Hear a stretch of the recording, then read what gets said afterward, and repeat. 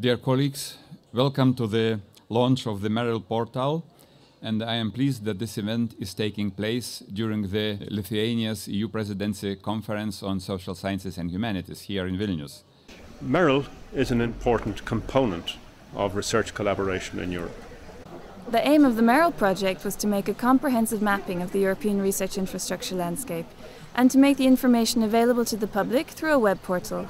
What we need is information about the current research infrastructures that are funded at the national level. Without an understanding of the current stock, we can't begin to do the strategic and scientific planning to ensure that we maintain this sector into the future. The database will also be important for new users from the research base and industry, particularly for cross-disciplinary research, which is developing strongly in Europe. There have been attempts in the past to create a database of infrastructures, but the challenge has always been the quality of the data. So for Meril, we introduced the idea of the data intermediary, having someone at the national level, an agency which could vouch for the infrastructure and say, yes, this is an infrastructure which is conducting modern world-class research. We also introduced the test that the infrastructure needs to be of interest to international users.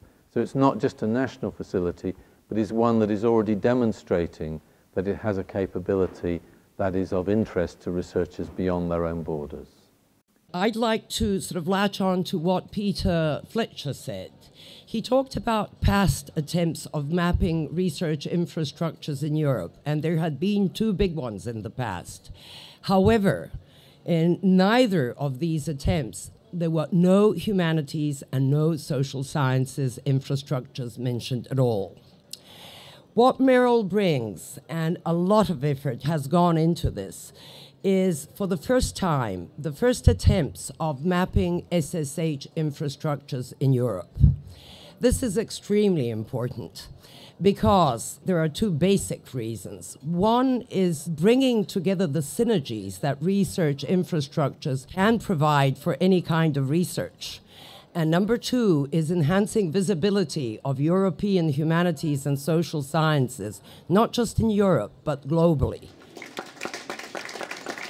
Well, a database like this is only useful if it's active and accessible and updated. The way it's set up, each infrastructure has the right to update their own entry.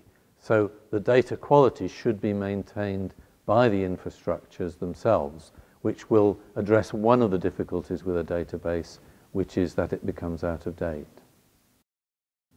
For any individual research infrastructure, the question may be, why do we need to be part of this database? We already have all the contacts and users that we need.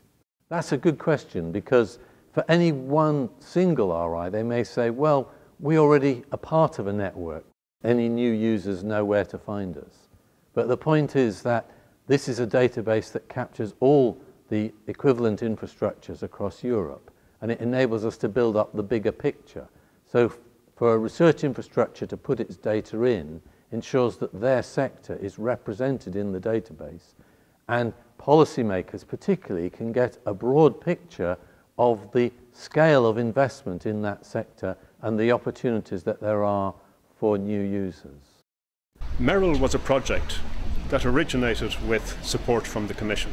The ESF members have later said we will continue to support it with their own resources throughout 2013.